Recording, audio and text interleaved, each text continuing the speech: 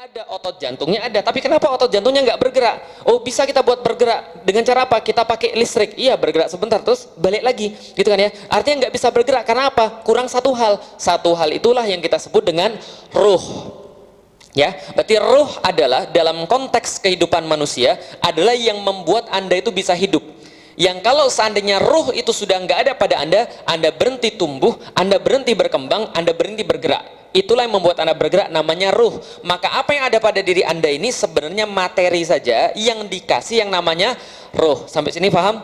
Nah, di sini pelajaran yang pertama. Pelajaran yang kedua, ruh itu ketika keluar dari tubuh manusia itu rasanya sakit. Demikian yang kita dapatkan daripada dalil-dalil. Makanya ketika sakaratul maut itu kenapa sakit? Karena ruh itu meninggalkan materi kita. Ruh meninggalkan badan kita. Sakitnya seperti apa? Salah satu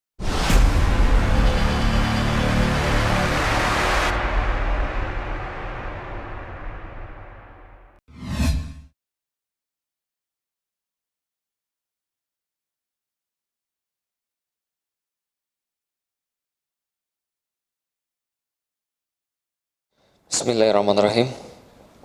Assalamualaikum warahmatullahi wabarakatuh. Alhamdulillahirabbil alamin wassalatu wassalamu ala asrofil anbiya'i wal mursalin wa ala alihi wa sahbihi wa man da'a bidawatihi wa iltazamma bi tariqatihi wa tarasama khutah jalal aqidatan islamiyatan asasan fikratih wa ahkama syar'iyatan mikasani a'madih wa mastarani ahkamih. Asyhadu an la ilaha illallah asyhadu anna Muhammadan abduhu wa rasuluhu la nabiyya ba'da. Wa qala Allah ta'ala fil kitabihil karim a'udzu billahi minasyaitonir rajim. Bismillahirrahmanirrahim. Ar-Rahman 'allamal Qur'an khalaqal insan 'allamahul bayan. Alhamdulillah, puji dan syukur senantiasa kita panjatkan kepada Allah Subhanahu wa taala. Rahman dan Rahimnya adalah sifat yang dilekatkan pada namanya, yaitu Dia yang Maha Pengasih dan Maha Penyayang. Sesungguhnya Maha Pengasihnya pada seluruh manusia, tapi penyayangnya hanya bagi orang-orang yang beriman kepadanya, yang kelak akan mendapatkan balasan sepantas-pantasnya. Dan kita berharap memohon kepada Allah, meminta kepada Allah agar kita termasuk orang-orang yang mendapatkan balasan itu. Dan mudah-mudahan amal-amal kita di dunia dinilai sebagai amal-amal yang soleh, amal-amal yang murni hanya dibuat karena Allah Subhanahu wa ta'ala. Maka tidak ada yang lebih baik daripada amal yang ikhlas, tidak ada yang lebih indah daripada amal yang bebas daripada riya, yang bebas daripada takabur, yang bebas daripada ujub. Dan kita memohon pada Allah agar kajian kita pada hari ini kita niatkan hanya karena Allah, kita niatkan hanya kepada Allah, dan kita niatkan seikhlas-ikhlasnya. Dan mudah-mudahan setelah daripada kajian ini, karena ikhlas itu Allah berkenan memberikan kita sebagian daripada pemahaman-pemahaman dan kefakihan di dalam agama. Salat dan salam semoga tercurah dan terlimpahkan kepada baginda Nabi besar Muhammad sallallahu alaihi wasallam, manusia mulia yang senantiasa kita ambil setiap perkataan-perkataan dan juga perbuatannya. Kita bersyukur bahwa kita sudah menjadi bagian daripada umatnya Nabi Muhammad sallallahu alaihi wasallam, karena beliau adalah Nabi yang terakhir. Ketika Nabi yang terakhir berarti membawa risalah yang terakhir. Ketika membawa risalah yang terakhir, beliau berarti membawa risalah yang terbaik, risalah yang sempurna dan risalah yang paripurna. Dan semoga kita semua menjadi orang-orang yang teguh dan istiqomah di dalam risalah itu. Alhamdulillah, ikhwani wal akhwati fillah, insyaallah dirahmati Allah. Kita sudah menyelesaikan kemarin bab pertama dan kita sekarang sampai pada bab yang kedua. Jadi bab yang kedua itu tentang manusia dan agama dari halaman ke-35. Jadi masih dalam buku yang kita bahas, judulnya Islam Rahmatan lil Alamin, yaitu adalah Islam rahmat bagi seluruh alam, yang kita pakai buku ini sebagai dasar pembinaan di komunitas Yuk Ngaji. Jadi kajian pada hari ini selain teman-teman bisa saksikan secara langsung, juga di live kan, dan insya Allah juga akan dipakai sebagai kuliah online nanti ketika sudah selesai semuanya. Jadi teman-teman sekalian, kita kemarin sudah membahas tentang Islam sebagai ideologi. Jadi Islam sebagai kesatuan ajarannya sebagai agama sekaligus peraturan hidup manusia. Kita sudah membahas bahwa Islam adalah sebuah tuntunan hidup yang terbaik, yang Islam ini memiliki kekhasan lebih daripada yang lainnya. Nah, maka pada hari ini kita coba akan membahas tentang manusia dan agama. Jadi sebenarnya kalau kita bicara tentang agama, objek daripada agama itu kan adalah manusia. Maka yang diatur oleh agama itu adalah manusia. Maka kita harus mengerti manusia itu seperti apa supaya kita tahu sebenarnya urgensi agama bagi manusia itu seperti apa. Karena kalau kita tidak memahami manusia, maka kita tidak akan memahami pentingnya agama bagi manusia.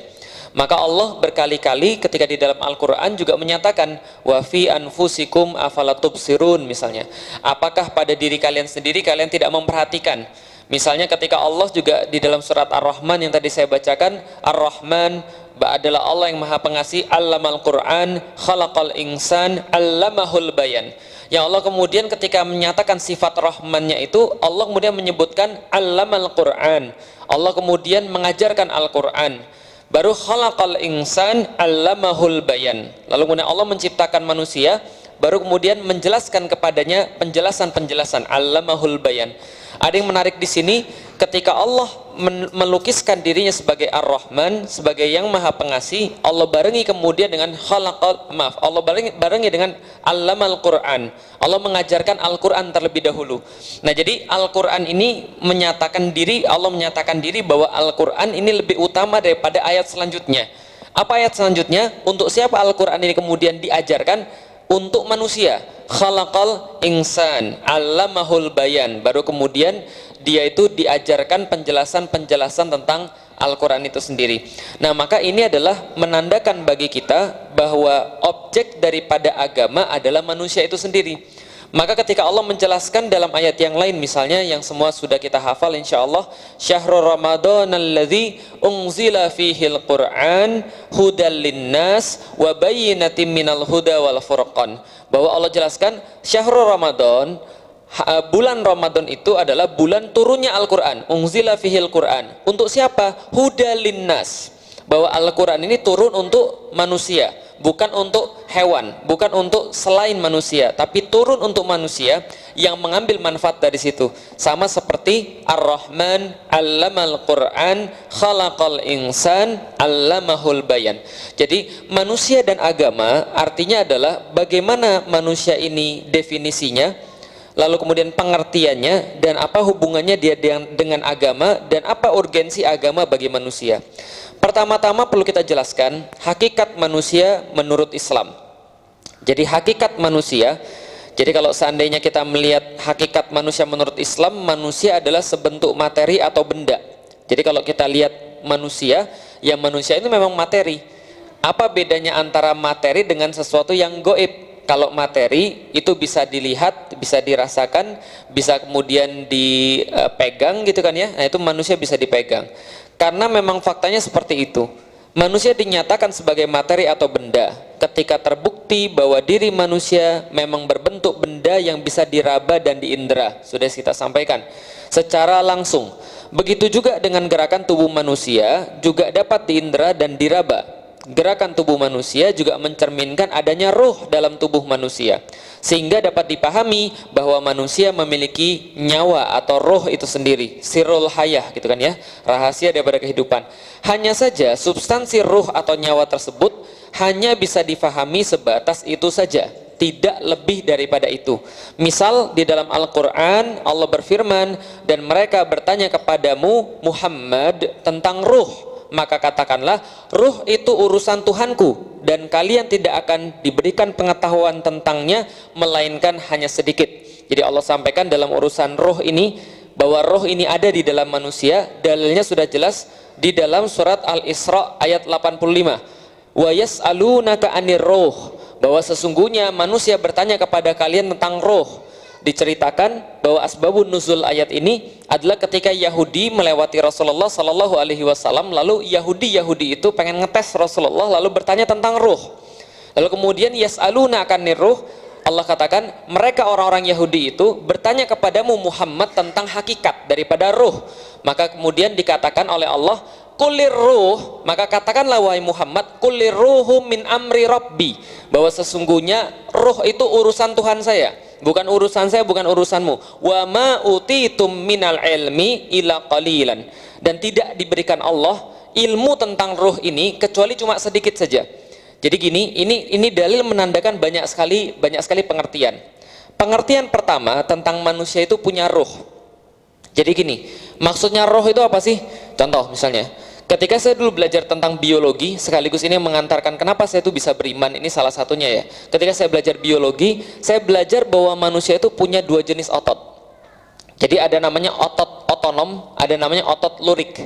Otot otonom itu adalah otot-otot yang mengatur gerakan-gerakan otomatis pada diri manusia yang mungkin antum nggak sadari. Contoh, dari tadi antum sadar nggak kalau antum napas? Sadar? Dihitung gitu napas dari tadi satu persatu? Enggak.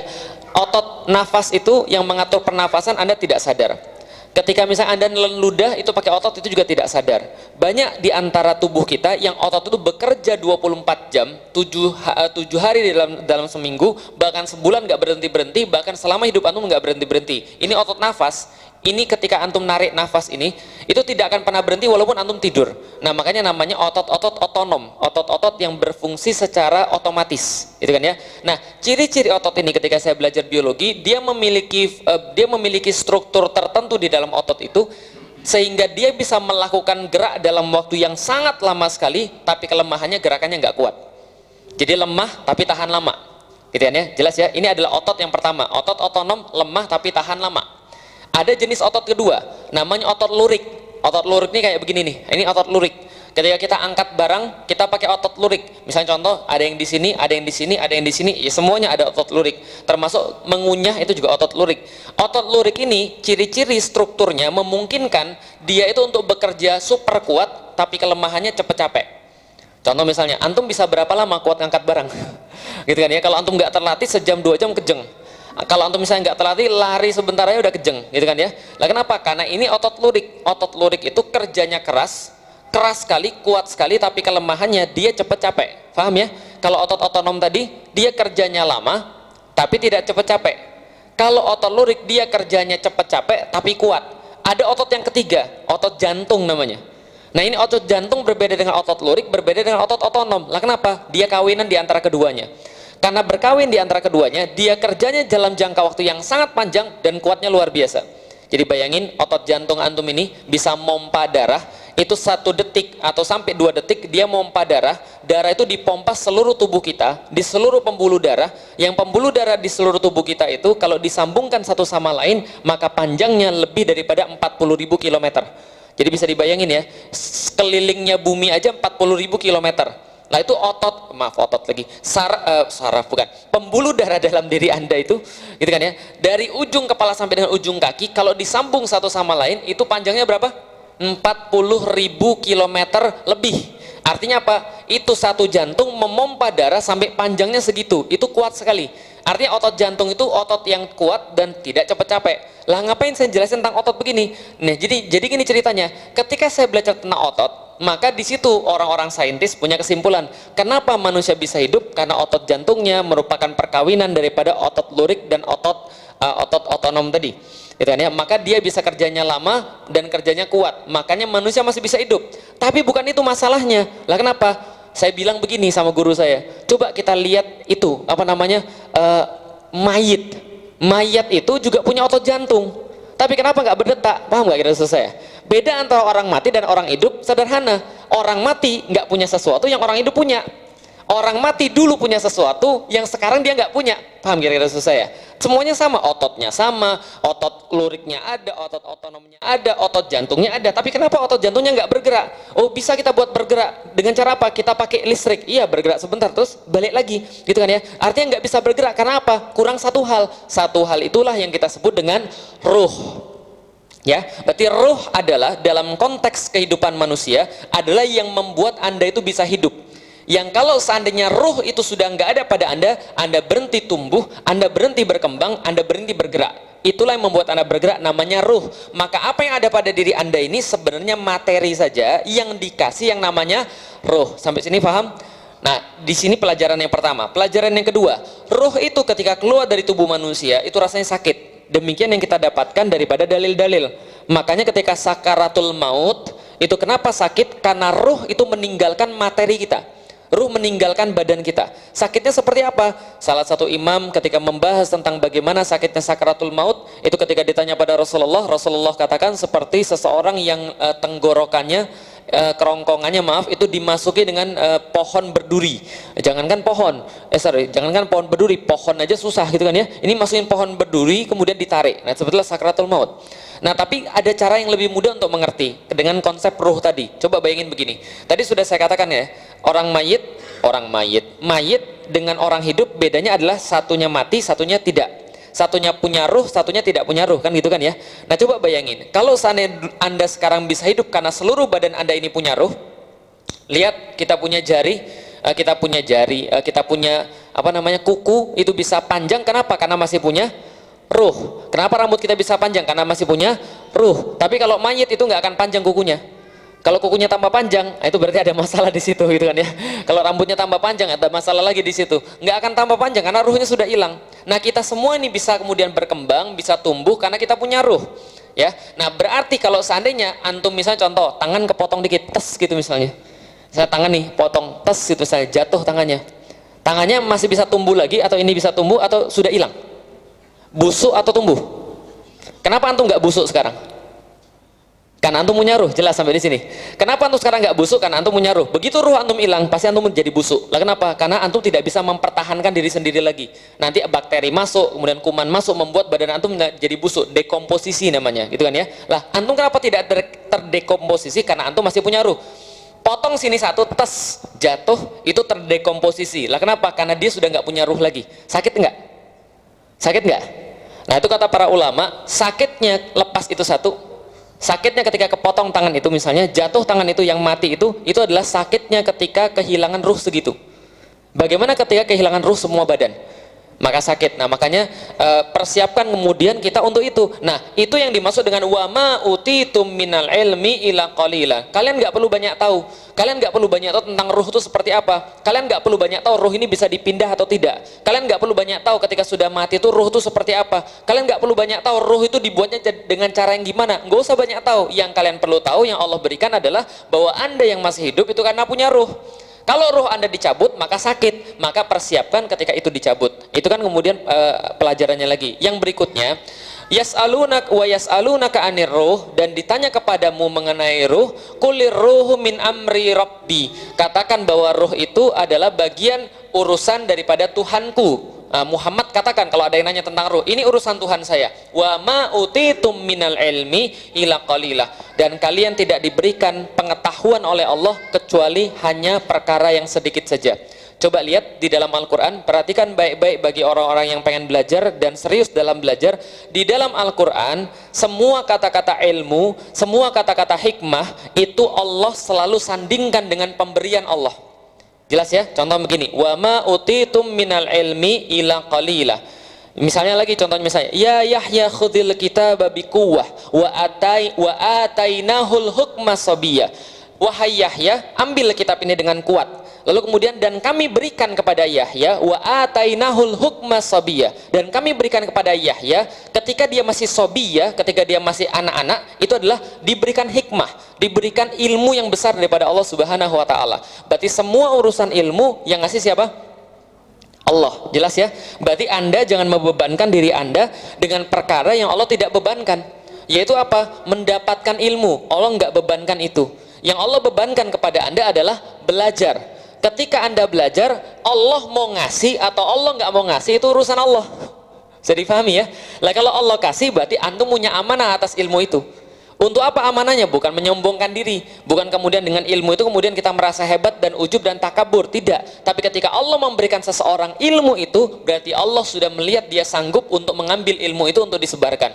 Masya Allah, saya kadang-kadang ketika bertemu dengan para ulama itu, lalu kemudian melihat ulama-ulama yang tawadu itu ilmu-ilmunya kuat, saya berpikir dalam hati, untung orang ini bukan musuh saya gitu kan ya. Tapi sebenarnya begini, insya Allah Allah akan memberikan ilmu-ilmu itu pada orang yang berhak. Maka karena kenapa? Sudah saya katakan, Allah selalu menyandingkan dirinya sebagai pemberi ilmu, bukan manusia mendapatkan. Jadi Allah tidak pernah mengatakan manusia mendapatkan ilmu. Enggak, selalu Allah beri, Allah beri, Allah beri, Allah kasih, Allah kasih. Artinya apa? Allah kasih pasti pada yang berhak. Berarti kalau ada orang yang bandel, ada orang yang jahat, lalu dia punya ilmu, berarti itu adalah teguran buat Allah. Kenapa Anda belum dapat ilmu daripada Allah? Mungkin Anda belum pantas. Bisa difahami ya. Tapi alhamdulillahnya semua orang-orang berilmu orang baik insya Allah. Nah kenapa? Atahullahul hikmah. Allah yang memberikan kepadanya hikmah. Baik, kita sampai pada pembahasan tentang hakikat manusia menurut Islam. Kesimpulan pertama adalah manusia secara penampakan dia hakikatnya adalah materi, tapi bedanya dengan manusia yang tidak hidup, bahwa manusia yang hidup punya yang namanya roh, gitu kan ya, jelas ya. Potensi kehidupan manusia, setelah kita memahami bahwa manusia itu ada materinya, ada ruhnya, maka kita memahami ada potensi kehidupan manusia. Untuk memahami lebih jelas siapa manusia itu, maka harus dibedah esensi manusia sebagai objek yang menyeluruh dan mendalam. Caranya dengan memahami berbagai potensi yang mempengaruhi diri dan juga kehidupannya. Jadi gini teman-teman sekalian, kalau kita melihat manusia begitu saja, yang kita dapat, oke, manusia ini adalah materi yang terindera dan bisa diraba. Selain itu manusia juga punya ruh. Tapi konsekuensinya apa? Nih konsekuensinya. Yang pertama, ada yang namanya keistimewaan manusia. Dalam bahasa Arab, khasiyatul insan. Khasiyatul insan artinya adalah keistimewaan pada manusia. Tapi sebenarnya poin pertama dan poin kedua yang sedang kita bahas ini sebenarnya bisa lebih cocok digolongkan menjadi taqatul hayawiyah, atau potensi kehidupan manusia, atau potensi kehidupan saja, tidak manusia. Karena khasiyatul insan yang dimaksud satu-satunya adalah akal. Nanti kita akan bahas dalam bahasan yang ketiga. Jadi gini ceritanya, makhluk hidup itu punya yang namanya taqatul hayawiyah. Apa itu taqatul hayawiyah? Potensi kehidupan. Kalau dia bukan makhluk hidup, dia nggak punya ini. Contoh misalnya tumbuhan nggak punya, maka nggak dianggap sebagai makhluk hidup, nggak dianggap sebagai hayawan. Itu nih, karena haya itu adalah hidup, hayawan yang hidup. Bahasa Indonesia jadi hewan.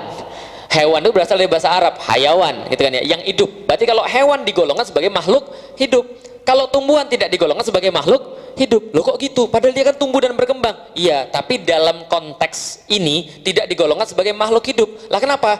Karena kalau hewan digolongkan sebagai makhluk hidup, dia punya hak sebagai makhluk hidup. Paham? Nggak boleh digambar misalnya, gitu kan ya. Apalagi misalnya nggak boleh dibunuh tanpa sebab, gitu kan ya. Jadi nggak boleh dipotong tumbuhan, nggak boleh. Lah kenapa? Belum baca bismillah. Nggak begitu ceritanya. Jadi tidak termasuk hayawan, paham ya? Lah berarti yang dimaksud hayawan adalah makhluk hidup yang punya taqatul hayawiyah, yang punya potensi kehidupan.